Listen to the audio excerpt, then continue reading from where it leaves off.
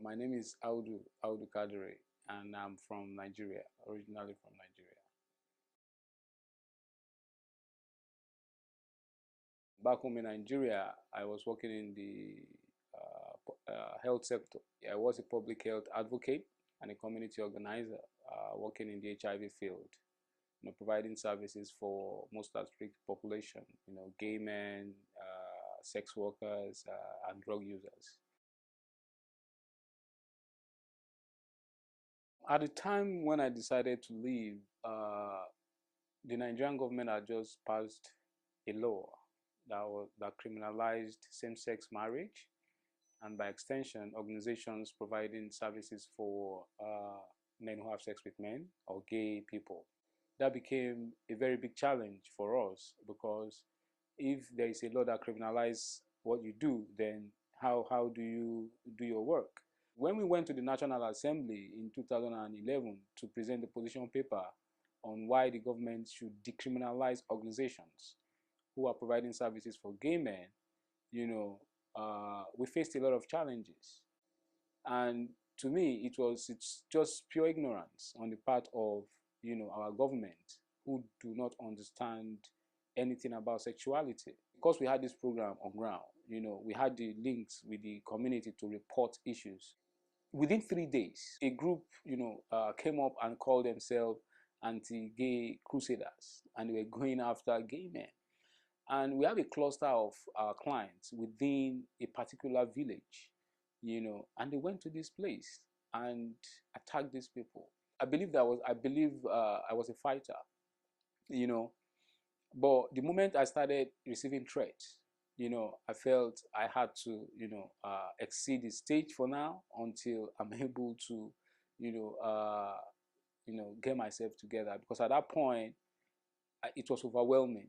I was thinking about my family, I was thinking about my children, I was thinking about my job, what's going to happen when my life became, in danger.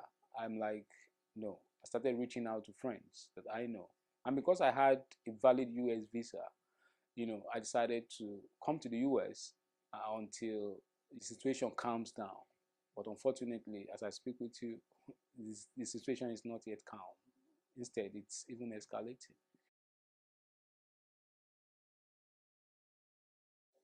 The moment I realized or I decided that I had to leave was when I started, you know, uh, receiving threats.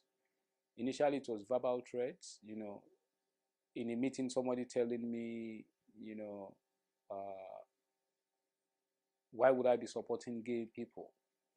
You know, why would I be supporting something that is not our culture?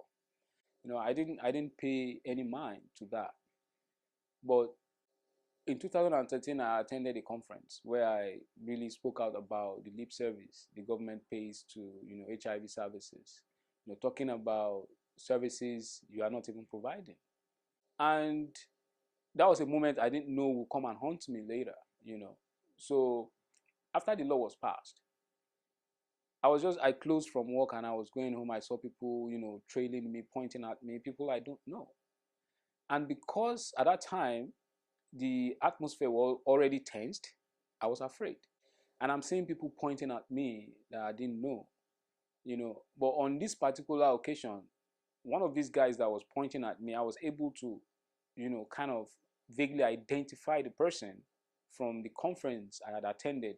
So that created, this fear in me that, wow, I'm not even safe.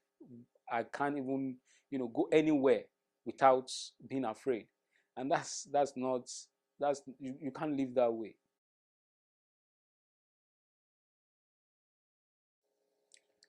Wow. That's one moment I always try to forget, but it was a very emotional moment for me. I'm married. I have two kids. My first daughter will be 8 years next year, and the second one will be 6. And as at the time when I left, the little one was a year and like 3 months. you know. And this somebody my baby that I was just trying to get, attached to. And she doesn't even sleep without being on my chest. The day I was leaving, she was taking off my chest. That was a moment, I really don't know how to explain it. I had to leave in the middle of the night. And when I was leaving, I didn't. All I was thinking of was what's going to happen to me. I didn't know where I was going to. I didn't know. I knew I was coming to the US, but I didn't know who I was coming to meet. I don't have any family here. Who is the family I'm going to meet? On the lighter mood, my first two previous trip to the US was in summer. The first one was in May. The second time was in July. But this time it was in February, the middle of winter. And I didn't even realize that. Like I told you, how would you be thinking of your family's safety and all that, and you even think of weather? I didn't even care what the weather was at that time. I landed in Newark. That was in New Jersey. As our plane was descending, it was in the afternoon. I saw, snow. I didn't even know it was snow. I thought it was sand. To me, it was sand. I'm like, wow, a lot of white sand, because we have beaches in Nigeria. So I was thinking, oh, white sand you see in the beach. So when we touched down, and I saw that, no, this is not sand. This looks like more like ice. And I'm like, wow, this is snow. Even at that time, at that moment, I didn't even know it was going to be cold outside. All I just knew was we see snow on TV. I don't know if it's going to be cold. So when I got out of the airport and the breeze, I mean, the cold hit me, that's when I knew, wow. I ran back into the airport. I couldn't stand it. The first few weeks, because when I came here, I had little expectation.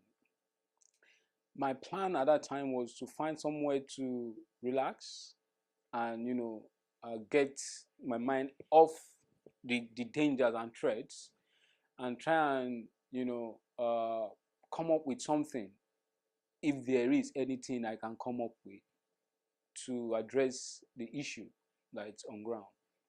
So my first few days here, I was still trying to figure out what do I want to do now. I was actually very, very, I won't say I was confused, but I didn't know the next step to take. There was a lot of things in my mind. I didn't know where to start first. What is the first thing I need to do? But I knew what I wanted. And when I got here, I was introduced to the Asylum Project. They told me, okay, uh, because you can't live in this country without having a status, and if you must have a status, since this was happening, you are eligible for this relief, which is asylum. I'm like, okay. And they put me through the process, and they found me an attorney that will help me.